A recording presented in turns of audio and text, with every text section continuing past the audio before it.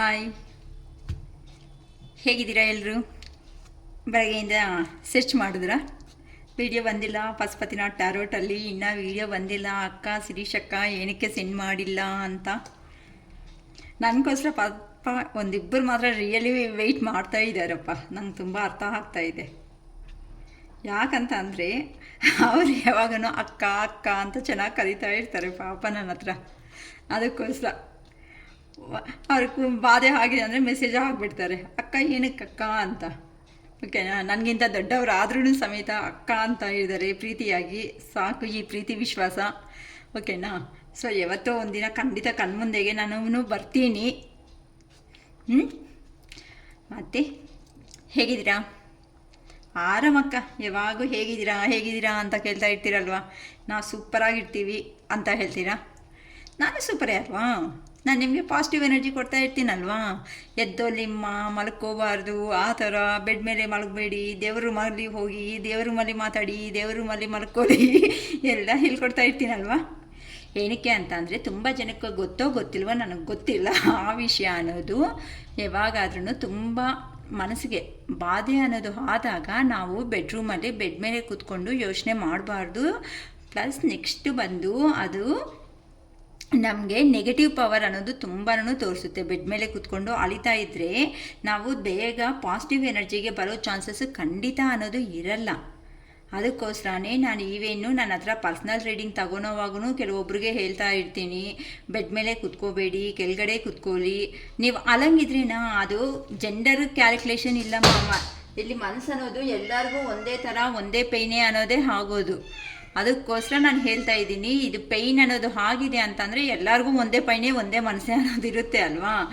ಪಾಪ ಮೇಲಾದರೆ ತೋರಿಸ್ಕೊಳಕ್ಕೆ ಆಗಲ್ಲ, ಯಾಕಂದರೆ ನಗ್ತಾರೇನೋ ಅನ್ನೋ ಒಂದು ಭಯದಲ್ಲಿ ಇರ್ತಾರೆ. ಫೀಮೇಲ್ ಆದರೆ ನೀಟಾಗಿ ತೋರಿಸ್ಕೊಬಿಡ್ತಾರೆ.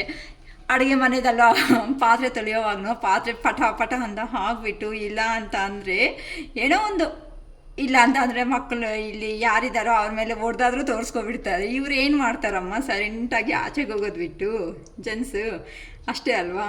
ಸೊ ಅವ್ರಿಗೂ ಫೀಲಿಂಗ್ಸ್ ಇರುತ್ತೆ ಅಂತಲೇ ಹೇಳ್ತಾ ಇದ್ದೀನಿ. ಓಕೆನಾ? ಅಕ್ಕ ಜೆಂಟ್ಸ್ ಬಗ್ಗೆ ಜಾಸ್ತಿ ಹೇಳ್ತಿರಲ್ಲ ಅಕ್ಕ ಅನ್ಬೇಡಿ, ನಿಮ್ಮ ಬಗ್ಗೆನೂ ಹೇಳ್ತಾ ಇದ್ದೀನಿ. ನಾನು ಒಂದು ಹೆಣ್ಣೆ, ಮರ್ತೋಗ್ಬೇಡಿ ಆ ವಿಷಯ ಅನ್ನೋದು. ಓಕೆನಾ? ಬಟ್ ಬಾಧೆ ಅನ್ನೋದು ಎಲ್ಲರಿಗೂ ಒಂದೇ ಥರ ಇರುತ್ತೆ. ಸೊ ನಿಮ್ಗೆ ಆ ಥರ ಬಾಧೆ ಅನ್ನೋದು ನಿಜವಾಗ್ಲೂ ತುಂಬ ಹೆವಿ. ಕೆಲವೊಂದು ಸರಿ ನಮಗೆ ಗೊತ್ತಿರಲ್ಲ, ಬೆಳಗ್ಗೆ ಎದ್ದಿದ ತಕ್ಷಣ ತುಂಬ ಕೋಪ ಅನ್ನೋದು ಬರ್ತಾ ಇರುತ್ತೆ. ಯಾರ ಮೇಲೇನೋ ಸಿಟ್ಟು ಅನ್ನೋದು ತೋರಿಸ್ಕೊಳೋಕ್ಕೆ ಆಗಲ್ಲ. ಪಾಪ ನಿನ್ನೆ ಒಬ್ಬರು ಮೆಸೇಜ್ನೂ ಮಾಡಿದರು, ಅಕ್ಕ ನಂಗೆ ತುಂಬ ಕೋಪ ಬರ್ತಾ ಇದೆ, ಬೆಳಗ್ಗೆಯಿಂದನೂ ನಂಗೆ ತಡೆಯೋದಕ್ಕೆ ಆಗ್ತಾ ಇಲ್ಲ ಪೇಯ್ನ್ ಅನ್ನೋಂತ. ಆದರೆ ಹುಣ್ಣಿಮೆ ನೆಕ್ಸ್ಟ್ ಬಂದು ಅಮಾವಾಸ್ಯೆಗೆ ಕೆಲವೊಬ್ಬರಿಗೆ ಲೋ ಎನರ್ಜೀಸ್ ಆಗ್ತಾ ಇರುತ್ತೆ ಅಮ್ಮ. ನೆಕ್ಸ್ಟು ಅದು ಏನಾಗುತ್ತೆ ಅಂತ ಅಂದರೆ ತುಂಬ ಕೆಲವೊಂದು ಸಾರಿ ಏನಾಗುತ್ತೆ ಅಂತ ಅಂದರೆ ಬಾಧೆ ಬಿದ್ದು ಅದು ನಿಮಗೆ ಟೋಟಲಾಗಿ ಹೆಡ್ ಮೇಲೆ ಇರೋ ಅಂಥ ಕರ್ಮ ಅನ್ನೋದು ಕೆಳಗಡೆಗೆ ಹೋಗ್ತಾ ಇರುತ್ತೆ. ಅಂತ ಅಂದರೆ ನೀವು ಮಾಡಿರೋ ಅಂಥ ಇದು ಹೋಗಿರೋ ಜನ್ಮದಲ್ಲಿನಿಂದ ಕನೆಕ್ಷನ್ ಆಗಿರುತ್ತೆ ಕೆಲವೊಬ್ಬರಿಗೆ.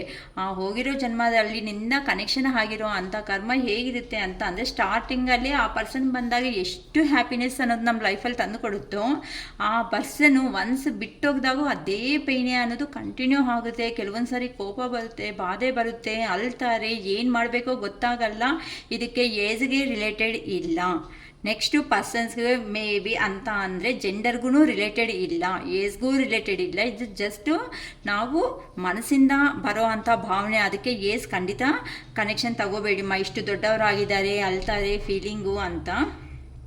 ಏನಕ್ಕೆ ಅಂತಂದರೆ ಕೆಲವೊಂದು ಎಮೋಷನ್ಸ್ ಅನ್ನೋದಿರುತ್ತೆ, ಮಾಡ್ಕೊಂಡಿರೋ ಮಿಸ್ಟೇಕ್ಸ್ ಇರುತ್ತೆ, ಅದನ್ನು ಕೆಲವೊಂದು ಸಾರಿ ಬಿಟ್ಟು ಹೋಗ್ತಾರೆ. ಏನು ನಮ್ಮ ರಿಲೇಷನ್ಶಿಪ್ಪಲ್ಲಿ ಯಾರಾದರೂ ಬಂದಿದ್ದಾರೆ ಅಂತಂದರೆ 100% ನೀವು ಅಬ್ಸರ್ವ್ ಮಾಡ್ಕೊಳ್ಳಿ, ಒಬ್ಬರು ಪ್ರಾಕ್ಟಿಕಲ್ ಆಗಿರ್ತಾರೆ, ಒಂದು ಎಮೋಷ್ನಲ್ ಆಗೇ ಇರ್ತಾರೆ. ಎಮೋಷ್ನಲ್ ಅವರು ಅರ್ಥ ಮಾಡಿಸ್ತಾರೆ ಪ್ರಾಕ್ಟಿಕಲ್ ಅವ್ರನ್ನ, ಆಗ ಅವರು ಅರ್ಥ ಮಾಡ್ಕೊಳಲ್ಲ. ಆಗೇನಾಗುತ್ತೆ, ಸಪ್ರೇಷನ್ ಅನ್ನೋದು ಆಗುತ್ತೆ. ಸಪ್ರೇಷನ್ ಆಗಿ ಇಲ್ಲಿ ಇಂಟರ್ಚೇಂಜ್ ಆಗುತ್ತೆ ಮೆಂಟಾಲಿಟೀಸ್ ಅನ್ನೋದು. ಪ್ರಾಕ್ಟಿಕಲ್ ಅವರು ಎಮೋಷನ್ ಬರೋ ಚಾನ್ಸಸ್ ಇದೆ, ಎಮೋಷನಲ್ಲಿ ಇರೋರು ಪ್ರಾಕ್ಟಿಕಲ್ ಬರೋ ಚಾನ್ಸಸ್ ಇದೆ. ಸೊ ಬಿಲೀವ್ನೆಸ್ ಅನ್ನೋದು ಬರಲ್ಲ ಬೇಗ. ಆ ಬಿಲೀವ್ನೆಸ್ ಯಾವಾಗಂತೂ ಬರಲ್ಲೋ ಆಟೋಮೆಟಿಕ್ಕಾಗಿ ಮತ್ತೆ ಆಗಲೇ ಆ ದೇವ್ರೂ ಒಂದು ಮಾಡೋ ಪ್ರಯತ್ನ ಮಾಡೋದು. ಏನಕ್ಕೆ ಗೊತ್ತಾ, ಒಂದು ಎಮೋಷನ್ ಕೊಟ್ಟಿರೋ ಅಂಥ ಮನುಷ್ಯ ಎಮೋಷನ್ ಕೊಟ್ಟು ಅವ್ರ ಜೀವನದ ಬಗ್ಗೆನೇ ಮರ್ತೋಗ್ಬಿಡ್ತಿರ್ತಾರೆ ಲೈಫಲ್ಲಿ. ಆ ಮನುಷ್ಯ ಹೇಗಂತೆ ಅಂದರೆ ಆ ಲೈಫ್ ಬಗ್ಗೆನೇ ಮರ್ತೋಗ್ಬಿಟ್ಟು, ಹೌದಲ್ವಾ ನನಗೊಂದು ಲೈಫ್ ಇದೆ ಅಲ್ವಾ, ನಾನು ಅವ್ರಿಗೆ ಎಲ್ಲ ಊಟ ಅಡುಗೆ ಎಲ್ಲ ಬಾಕ್ಸ್ಗಳೆಲ್ಲ ಕೊಟ್ಟೆ, ಇವಾಗ ನನಗೆ ಯಾರಿದೆ, ನಂಗೆ ಅಲ್ಲಿ ಏನಿರಲ್ಲ ಅಲ್ಲಿ. ಸಪೋಸ್ ಹೇಗೆ ಅಂತಂದರೆ ಕೆಲವೊಬ್ಬರು ಆಲ್ಮೋಸ್ಟ್ ಎಮೋಷ್ನಲ್ ಮೆಂಟಾಲಿಟೀಸ್, ಅದು ಜೆಂಡರ್ಗೆ ನಾನು ಕ್ಯಾಲ್ಕುಲೇಷನ್ ಮಾಡ್ತಿಲ್ಲ. ಜಸ್ಟು ಈಗ ಸಪೋಸು ಒಂದು 10 ಚಪಾತೀಸ್, ಸಪೋಸು ಎಕ್ಸಾಂಪಲ್ಗೆ 10 ಚಪಾತೀಸ್ ಇದೆ ಅಂದ್ಕೊಳ್ರಿ, ಮಾಡ್ತಾ ಇರ್ತಾರೆ. ಮಾಡೋವಾಗ ಆ ಪರ್ಸನನ್ನು ಅವರು ಎಲ್ಲರಿಗೂ ಇಟ್ಬಿಟ್ಟು ತುಂಬ ಚೆನ್ನಾಗಿದೆ, ತುಂಬ ಸೂಪರಾಗಿ ಮಾಡಿದೀಯಾ, ತುಂಬ ಅಂತ ಹೊಗಳ್ತಾ ಇರ್ತಾರೆ. ಇಲ್ಲಿ ನಿಮ್ಮದೆಲ್ಲ ಮದರ್ಲಿ ನೇಚರ್ ಅಷ್ಟೇ. ಮದರ್ಲಿ ನೇಚರ್ ಅಂದರೆ ಕೊಡೋ ಗಿವಿಂಗ್ ಅಷ್ಟೇ. ರಿಸೀವಿಂಗ್ ಅನ್ನೋದು ನಿಮಗೆ ಯಾವಾಗೂ ಇರಲ್ಲ.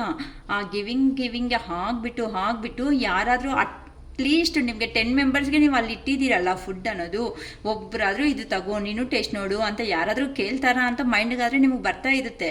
ಬಟ್ ನೋ ವೇ, ಅಲ್ಲಿ ಯಾರೂ ಕೆಲವ್ರು ಇರಲ್ಲ. ಆದರೆ ನೀವು ಅಡ್ಜಸ್ಟ್ ಆಗಿಬಿಡ್ತೀರಾ. ಅದು ಬಿಗ್ ಇನ್ಸಿಡೆಂಟ್ ಆಗಿ ಅಂತ ಅಲ್ಲ. ಅಂತ ಅಂದರೆ ಮನುಷ್ಯರ ಕ್ಯಾರೆಕ್ಟರ್ಸ್ ಅನ್ನೋದು ಕೆಲವೊಂದು ಸಾರಿ ನಿಮಗೆ ಕಾಣಿಸ್ತಾ ಇದ್ರೂ ಸಮೇತ ನಿಮ್ಮಲ್ಲಿ ಇರೋವಂತಹ ಮದರ್ಲಿ ನೇಚರಿಂದ ಕೊಡೋದುನಿಂದ ಅದು ನಿಮಗೆ ಅಭ್ಯಾಸ ಆಗಿಬಿಟ್ಟು ಯಾರಾದರೂ ಎಮೋಷ್ನಲ್ ಆಗಿ ನಿಮ್ಮನ್ನು ಕೇಳಿಲ್ಲ ಅಂದ್ರೂ ಅದಕ್ಕೂ ನೀವು ಫೀಲ್ ಆಗ್ತಾ ಇರ್ತೀರ. 100% ಆಗ್ತೀರಮ್ಮ ಇದು, ಓಕೆನಾ? ಆ ಥರ ಅದಕ್ಕೆ ಈ ಥರ ಇರೋ ಅಂಥ ಮೆಂಟಾಲಿಟೀಸ್ಗೆ ಆ ದೇವರು ಅನ್ನೋದು ಸಪರೇಷನ್ ಅನ್ನೋದು ಕೊಟ್ಬಿಡ್ತಾರೆ ಫಸ್ಟು. ಆ ಸೆಪರೇಷನ್ ಏನಕ್ಕೆ ಆ ಸಪ್ರೇಷನ್ ಬರುತ್ತೆ ಅಂತ ಅಂದರೆ, ನೀನು ಎಮೋಷ್ನಲ್ ಆಗಿದೀಯಾ, ನಿನ್ನಿಂದ ತಗೊಳೋ ಪರ್ಸನ್ ಪ್ರಾಕ್ಟಿಕಲ್ ಆಗಿದ್ದಾನೆ. ಸೊ ಇಲ್ಲಿ ಎಮೋಷನ್ ಪರ್ಸನ್ ಏನಾಗ್ತಾ ಇದ್ದಾನೆ, ಲೈಫೆಲ್ಲ ಅವ್ರಿಗೆ ಕೊಟ್ಬಿಡ್ತಾ ಇದ್ದಾರೆ. ಲೈಫೆಲ್ಲ ಅವರು ಕೊಟ್ಬಿಟ್ಟು ಇವ್ರನ್ನ ಮರ್ತೋದ ಮೇಲೆ ಆ ಪರ್ಸನ್ನು ತಗೊಂಡು ಒಂದು ಅಹಂಕಾರಕ್ಕೆ ಹೋಗ್ಬಿಡ್ತಾರೆ. ಆ ಅಹಂಕಾರಕ್ಕೆ ಹೋಗಿದಾಗ ನಿಮಗೆ ಇರೋದು ಪೇಯ್ನೇ ಮಾಡ್ತಾರೆ. ಅದಕ್ಕೋಸ್ಕರನೇ ಬರೋ ಅಂಥದ್ದೇ ಈ ಸಪರೇಷನ್ ಕೆಲವೊಂದು ರಿಲೇಷನ್ಸಲ್ಲಿ. ಅದು ಮೇ ಬಿ ಹಸ್ಬೆಂಡ್ ವೈಫ್ ಆಗಿರ್ಬೋದು, ಇಲ್ಲ ಲವರ್ಸ್ ಆಗಿರ್ಬೋದು, ಇಲ್ಲ ಅಂತ ಅಂದರೆ ಫ್ರೆಂಡ್ ಸರ್ಕಲ್ ಆಗಿರ್ಬೋದು. ಬೇಕಂದರೆ ಒನ್ಸ್ ನಿಮ್ಮ ಲೈಫ್ ಬಗ್ಗೆ ನೀವು ಥಿಂಕ್ ಮಾಡಿ, ಹೌದಲ್ವಾ, ಆ ಪರ್ಸನ್ ಬಂದಾಗ ಹೇಗಿದ್ದೀನಿ, ಆ ಪರ್ಸನ್ ಹೋದಾಗ ಹೇಗಿದ್ದೀನಿ, ಈಗೇನಾಗ್ತಾ ಇದೆ ನನಗೆ, ನಾನು ಏನು ಗೈನ್ ಅನ್ನೋದು ಮಾಡ್ಕೊಂಡಿದ್ದೀನಿ, ನಾನು ಕೊಡೋದೇ ಆಗೋಯ್ತೆ ಹೊತ್ತು ನಾನು ತಗೊಂಡಿರೋದು ಏನಿದೆ ಅಂತ ಇದೆಲ್ಲನೂ ಒಂದೇ ಒಂದು ಸಾರಿ ಶ್ರೀಶಕ್ಕ ಹೇಳಿದೆ ಅಂತ ನಿಮ್ಮ ಬಗ್ಗೆ ನೀವು ಯೋಚನೆ ಮಾಡಿ. ನೀವು ಕಣ್ಣಲ್ಲಿ ಲೈಫಲ್ಲಿ ನೀರೇ ಹಾಕಲ್ಲ. ನಿಜವಾಗ್ಲೂ ಒಂದು ಪರ್ಸನ್ ಇಷ್ಟ ಇದ್ದಾರೆ ಅಂತ ಅಂದರೆ 100% ನೀವು ಯಾವ ಥರ ಇಷ್ಟಪಟ್ಟಿದ್ದೀರೋ ಅದೇ ಥರ ಅವರಲ್ಲಿ ಅದೇ ಭಾವನೆ ಇದೆ ಅಂತ ಅಂದರೆ ಖಂಡಿತ ಕಾಲ್ ಆರ್ ಮೆಸೇಜ್ ಆರ್ ಏನೋ ಒಂದು ಬಂದೇ ಬರಬೇಕು. ಅದೇ ರೂಲು, ಅದೇ ಧರ್ಮ ಅಷ್ಟೇ. ಹೊತ್ತು ಪದೇ ನಾವೇ ಕೊಡ್ತಾ ಹೋಗಿದ್ದೀವಿ ಅಂತ ಅಂದರೆ ಅಂಥ ಪರ್ಸನ್ಸ್ ಚೀಪ್ ಕ್ಯಾರೆಕ್ಟರಾಗಿ ನಮ್ಮನ್ನು ಎಷ್ಟು ಅಂತಂದರೆ ಅಷ್ಟು ಚೀಪಾಗಿ ನೋಡ್ತಾರೆ, ಅಷ್ಟು ಕೆಳಗಡೆ ಆಗಿಬಿಡ್ತಾರೆ ಕೆಲವೊಬ್ಬರು. ಅದಕ್ಕೋಸ್ಕರನೇ ಶಿರೀಷಕ್ಕ ಹೇಳೋದು, ಯಾವತ್ತೂ ಪಾಸಿಟಿವ್ ಎನರ್ಜಿ ಬನ್ನಿಮ್ಮ, ಆ ಥರ ಇರಬಾರ್ದು. ನಾನು ರೀಡಿಂಗ್ ಕೊಡೋವಾಗೂ ಕೇಳ್ತಾ ಇರ್ತೀನಿ, ಬೆಡ್ ಮೇಲೆ ಕೂತಿದ್ದೀರಮ್ಮ, ಕೆಳಗಡೆ ಕೂತಿದ್ದೀರಾ, ಸೋಫಾ ಮೇಲೆ ಕೂತಿದ್ದೀರಾ ಅಂತ. ಕೆಲವೊಬ್ಬರಿಗೆ ರೀಡಿಂಗ್ ತಗೊಂಡಿರೋರ್ಗೆ ಗೊತ್ತಾಗಿರುತ್ತೆ. ಬೆಡ್ ಮೇಲೆ ಕೂತ್ಕೊಂಡ್ರೂ ಸಮೇತ ನಾನು ಬೇಡ, ಬೆಡ್ ಮೇಲೆ ಕೂತ್ಕೋಬಾರ್ದು, ಕೆಳಗಡೆಗೆ ಬನ್ನಿರಿ, ಕೆಳಗಡೆ ಕೂತ್ಕೊಳ್ಳಿ ರೀಡಿಂಗ್ ಮಾಡೋವಾಗ. ಇಲ್ಲ ಸೋಫಾ ಮೇಲೆ ಇದ್ರೂ ಮ್ಯಾಮಿನ ಕಾಲು ನೋವು ಈ ಥರ ಅಂದರೆ ಹೋಗ್ಲಿ ಕೂತ್ಕೊಳ್ರಿಮ್ಮ ಅಂತೀನಿ. ಆಲ್ಮೋಸ್ಟ್ ರೀಡಿಂಗ್ಸು ದೇವ್ರ ಕಾರ್ಯಗಳು ಮಾಡೋವಾಗ ನೀವು ಡೌನ್ ಸೈಡ್ ಕೂತ್ಕೊಂಡೇ ಮಾಡೋದಾದರೆ ತುಂಬ ಬೆಟರು, ಪಾಸಿಟಿವ್ ಎನರ್ಜಿ ಬರೋ ಚಾನ್ಸಸ್ ಇದೆ. ಬೆಡ್ರೂಮಲ್ಲಿ ಕೂತ್ಕೊಂಡು ಅಲ್ಬಾರ್ದು. ಅಲ್ದಿದ್ದೀರಾ ಅಂತ ಅಂದರೆ ನೆಗೆಟಿವ್ ಎನರ್ಜಿಗೆ ನೀವು ಹೋಗಿಬಿಟ್ಟು ಡಿಸಪಾಯಿಂಟ್ ಅನ್ನೋದು ತುಂಬ ಜಾಸ್ತಿ ಆಗೋ ಚಾನ್ಸಸ್ ಇದೆ. ನಿಜವಾಗ್ಲೂ ಅಲ್ವಾ ಅನ್ನೋದು ಬಂದಿದೆ ಅಂತ ಅಂದರೆ ನಿಮ್ಮ ದೇವ್ರ ಫೋಟೋ ಅನ್ನೋದು ಇಟ್ಕೊಂಡಿರ್ತೀರಾ ದೇವ್ರ ರೂಮಲ್ಲಿ, ಇಲ್ಲ ಎಲ್ಲೋ ಒಂದಾದ್ರೂ ಚಿಕ್ಕದಾದ್ರೂ ಫೋಟೋ ಅನ್ನೋದಾದ್ರೂ ತಂದು ಇಟ್ಕೊಳ್ಳಿ. ನಿಮ್ಗೆ ಇಷ್ಟ ಆಗಿರೋ ದೇವರು ತುಂಬ ಹಗ್ ಮಾಡಿಕೊಂಡೇ ಅಲ್ದ್ಬಿಡಿ. ಈ ಥರ ಚೆನ್ನಾಗಿ ಈ ಥರ ಹಗ್ ಮಾಡಿಕೊಂಡೇ ಅಲ್ದ್ಬಿಡಿ. ಸೊ ಅಲ್ಲಿ ಅಳೋದ್ರಿಂದ ಏನಾಗುತ್ತೆ ಗೊತ್ತಾ, ಆ ದೇವರೇ ಬಂದು ಏನು ಹೆಲ್ಪ್ ಮಾಡಲ್ಲ. ಬಟ್ 100% ಒಂದು ಐಡಿಯಾ ಅನ್ನೋದಾದರೆ ಖಂಡಿತ ಒಂದು ಥಾಟ್ ಅನ್ನೋದು ಕೊಡ್ತಾರೆ ನಿಮಗೆ.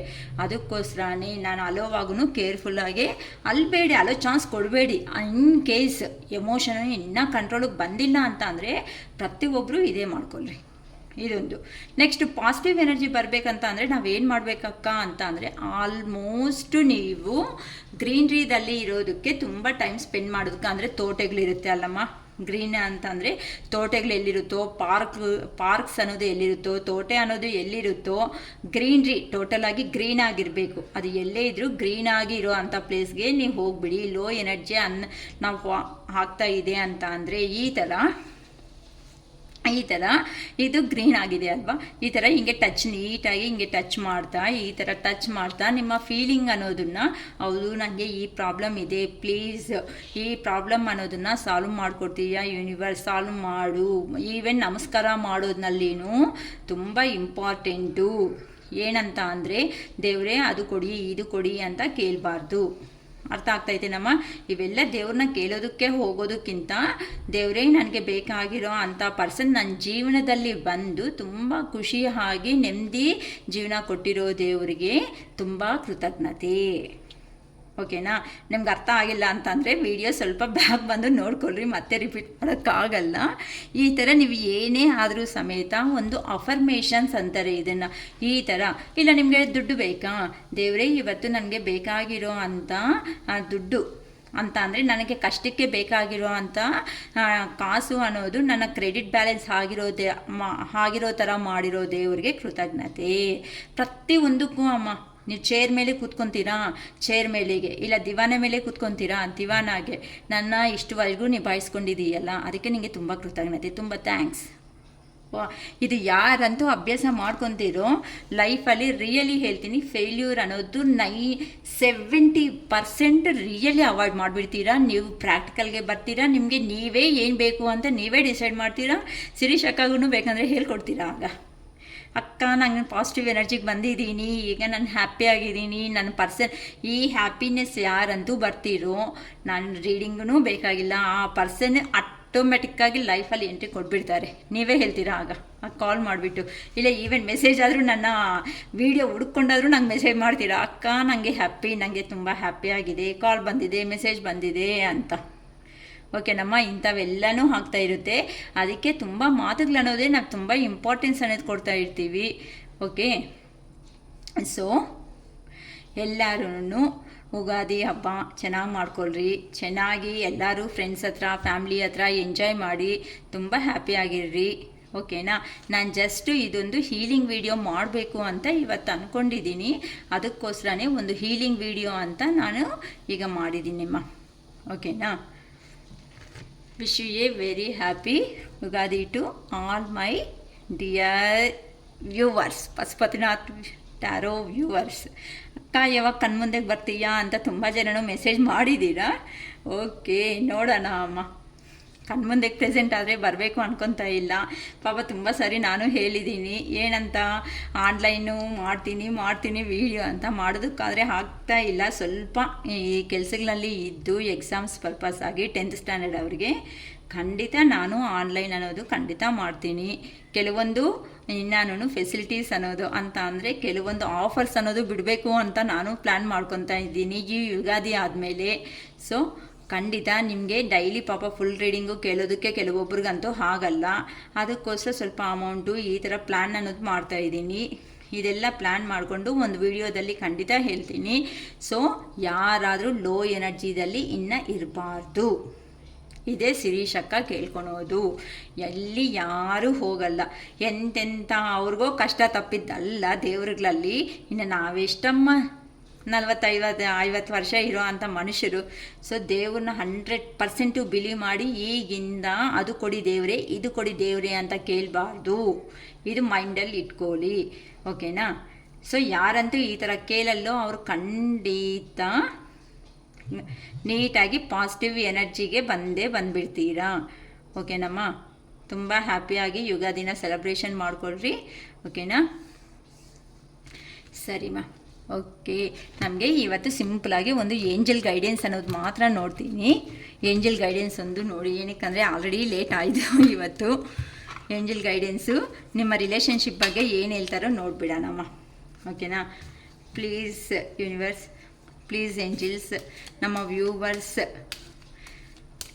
ರಿಲೇಷನ್ಶಿಪ್ ಬಗ್ಗೆ ಏನು ಗೈಡೆನ್ಸ್ ಕೊಡ್ತೀರಾ ಪ್ಲೀಸ್ ಹೇಳಿ ಏಂಜಲ್ಸ್.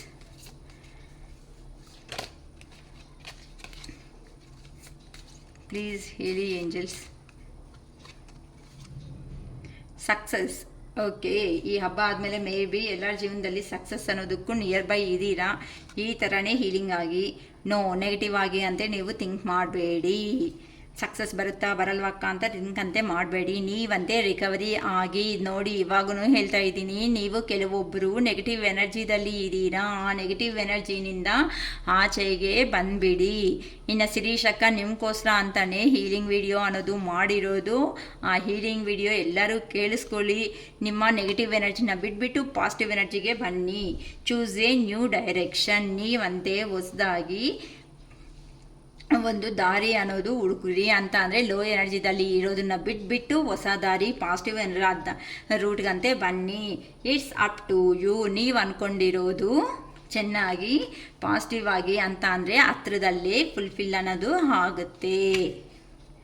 ರೀಕನ್ಸಿಡರ್. ಮತ್ತೆ ನೀವಂತೆ ರೀಕನ್ಸಿಡರ್ ಆಗೋ ಚಾನ್ಸಸ್ ಇದೆ. No need to worry. ನೀವಂತೆ ಬಾಧೆ ಬೀಳಬೇಡಿ. ಓಕೆನಾ ಅಮ್ಮ? ನಾನು ಹೇಳ್ಕೊಟ್ಟಿದ್ದೀನಿ, ಮತ್ತೆ ಹೇಳ್ಕೊಡ್ತೀನಿ. ತುಂಬ ಅಕ್ಕ ನಂಗೆ ಬಾಧೆ ಆಗ್ತಾಯಿದೆ, ನಂಗೆ ತುಂಬ ನೋವು ತಡೆಯೋದಕ್ಕೆ ಆಗಲ್ಲ ಅಂತಂದರೆ ಖಂಡಿತ ಅಮ್ಮ ಮೂನ್ ಎನರ್ಜಿ ಅನ್ನೋದು ಹುಣ್ಣಿಮೆ ಇದಕ್ಕೆ ಹೆಂಗೆ ಇರುತ್ತೆ, ಹಿಂಗೆ ನೀಟಾಗಿ ಹಗ್ ಮಾಡಿ, ಹಾರ್ಟ್ಫುಲ್ಲಾಗಿ ಹಗ್ ಮಾಡಿಬಿಟ್ಟು ನನ್ನಲ್ಲಿ ಈ ಬಾಧೆ ಇದೆ ಯೂನಿವರ್ಸ್ ಪ್ಲೀಸ್ ಈ ಬಾಧೆ ಅನ್ನೋದು ಕಂಪ್ಲೀಟ್ ಆಗಿಬಿಟ್ಟು ನಾನು ತುಂಬ ಸಂತೋಷವಾಗಿರೋ ಥರ ಮಾಡಿರೋ ದೇವರಿಗೆ ಯೂನಿವರ್ಸ್ಗೆ ಕೃತಜ್ಞತೆ. ಅರ್ಥ ಆಗ್ತಾಯಿತ್ತಮ್ಮ? ಇದು ಕಂಪಲ್ಸರಿ ಹೇಳ್ಕೊಳ್ಳಿ. ಪ್ರತಿಯೊಂದಕ್ಕೂ ಥ್ಯಾಂಕ್ಸ್ ಅನ್ನೋ ವರ್ಡ್ ಬರಲಿ. ಮಾರ್ನಿಂಗ್ ಎದ್ದಿದ ತಕ್ಷಣವೇ I am strong, I am happy, I am healthy ಅನ್ನೋ ವರ್ಡ್ಸ್ ನಿಮ್ಮ ಬಾಯಿಂದ ಬರ್ತಾ ಇರಲಿ. ನೀವು ಎದ್ದೋದಕ್ಕಿಂತ ಮುಂಚೆ ನಂಗೆ ಗೊತ್ತಿದ್ದು ಹರಿಬಿರಿಯಾಗಿ ನೀವು ಎದ್ದೋಳೋದು ಮಾಡಬೇಡಿ. ಬೆಡ್ ಮೇಲಿನಿಂದ ಎದ್ದೋವಾಗೂ ಅಷ್ಟೇ ನಿಧಾನಕ್ಕೆ ಎದ್ದೋಲ್ಬಿಟ್ಟು ಕುತ್ಕೊಂಡು ಒಂದು 3-4 ನಿಮಿಷ ಅಲ್ಲೇ ನೀವು I am strong, I am happy, I am healthy, ನನಗೆ ಬೇಕಾಗಿರೋ ಅಂಥ ನನ್ನ ಕನಸನ್ನು ಬೇಕಾಗಿರೋ ಅಂಥ ಕಾಸು ನನ್ನ ಜೀವನದಲ್ಲಿ ಬಂದಿರೋ ಥರ ಮಾಡಿರೋ ದೇವರಿಗೆ ಕೃತಜ್ಞತೆ. ಪ್ರತಿಯೊಂದಕ್ಕೂ ಸೊಲ್ಯೂಷನ್ ಅನ್ನೋದು 100% ಇದೆ.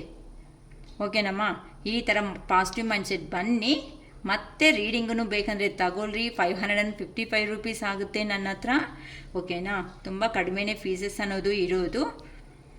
ಮಿನಿಮಮ್ 45 ಮಿನಿಟ್ಸ್ ಟು 1 ಅವರ್ವರೆಗೂ ಖಂಡಿತ ನಾನು ಮಾತಾಡ್ತೀನಿ. ಎಲ್ಲ ಬಗ್ಗೆನೂ ವಿಷಯನೂ ತಿಳ್ಕೊಬೋದು.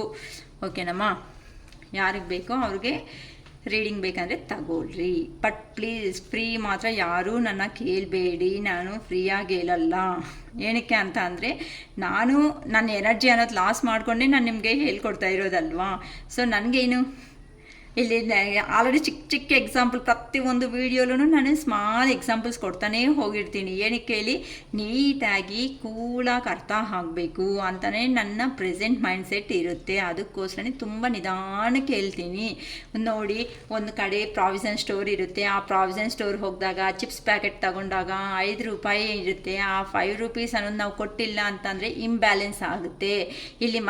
ಇಲ್ಲಿ ಅಪ್ಪರ್ ಹ್ಯಾಂಡು ಮತ್ತು ಈ ಥರ ಆಗೋದ್ರಿಂದ ನಿಮ್ಗೆ ಏನಾಗುತ್ತೆ ಅಂತ ಅಂದರೆ ಈ ಥರ ಇರೋರು ಏನು ಮಾಡ್ತಾರೆ, ಹಾಗಲ್ವಲ್ಲ, ಇಂಬ್ಯಾಲೆನ್ಸ್ ಅನ್ನೋದು ಆಗುತ್ತೆ. ಈ ಕಡೆ ಈ ಥರ ಕರೆಕ್ಟಾಗಿದ್ರೇ ಲೆಕ್ಕಾಚಾರ ಸರೋಗೋದು. ಅದಕ್ಕೆ ಬೈ ಮಿಸ್ಟೇಕ್ ನೀವು ಆದ್ರೂ ಜೀವನದಲ್ಲಿ ಯಾರ ಹತ್ರ ಇಸ್ಕೊಂಡ್ರು ಇಲ್ಲ ಯಾರಾದರೂ ನಿಮ್ಗೆ ಕೊಡಬೇಕಂದ್ರೂ ಕೇಳಿ, ಇಲ್ಲ ನೀವು ಯಾರಿಗಾದರೂ ಕೊಡಬೇಕಾ ಅಂದ್ರೂ ಅವ್ರಿಗೆ ಕೊಟ್ಬಿಡಿ. ಬೇರೆಯವ್ರು ನಿಮ್ಗೆ ಕೊಡಬೇಕಂದ್ರೂ ತಗೋಬಿಡಿ, ಕೇಳಾದರೂ ತಗೊಳ್ರಿ, ನೋ ಪ್ರಾಬ್ಲಮ್. ಸೊ ಇಂಬ್ಯಾಲೆನ್ಸ್ ಇಟ್ಕೋಬೇಡಿ. 1 ರೂಪಿ ನೀವು ಇನ್ ಕೇಸ್ ನನ್ನ ಲೆಕ್ಕಾಚಾರ ಆದರೆ ಹಾಗೇನೆ ನಾನು 5 ರೂಪೀಸ್ ಮರ್ತೋದ್ರೂ ಸಮೇತ ಕೇಳೋ ಅಂತ ಅವಳಿಗೆ. ಏನಕ್ಕೆ ಅಂತ ಅಂದರೆ ಇದು ಜನ್ಮಲ ಬಂದ ಅನ್ನೋದು ಮತ್ತೆ ಆಗಿಬಿಟ್ಟು ಆ ಕರ್ಮ ಎಲ್ಲ ದಯವಿಟ್ಟು ತಗೊಳೋಕ್ಕೆ ನನಗೆ ಆಗಲ್ಲ. ಅದಕ್ಕೋಸ್ಕರನೇ ನೀವು ಕೊಡಬೇಕಂದ್ರೂ ಕೊಡಬೇಡಿ, ನೀವು ತಗೋಬೇಕಂದ್ರೂ ತಗೋಬೇಡಿ. ಇದ್ದೇ ಲೆಕ್ಕಾಚಾರದಲ್ಲೇ ಇರ್ರಿ. ಇಲ್ಲ ನಿಮ್ಮ ಹಾರ್ಟ್ಫುಲ್ಲಿ ಹೆಲ್ಪ್ ಮಾಡಬೇಕಂದ್ರೆ ಹೆಲ್ಪ್ ಮಾಡಿಬಿಡಿ. ಓಕೆನಾ? ಈ ಥರ ನೀವು ಪಾಸಿಟಿವ್ ಎನರ್ಜಿಗೆ ಆದಷ್ಟು ಬೇಗ ಬರೋದಕ್ಕೆ ಟ್ರೈ ಮಾಡಿಮ್ಮ. ತುಂಬ ಚೆನ್ನಾಗಿರುತ್ತೆ. ಓಕೆನಾ? ನೀವು ಅಂದ್ಕೊಂಡಿರೋ ಗೋಲ್ಸು ಸಮೇತ ಫುಲ್ಫಿಲ್ಮೆಂಟ್ ಅನ್ನೋದು ಮಾಡ್ಕೊತೀರಾ. Okay, it is all for today. Bye.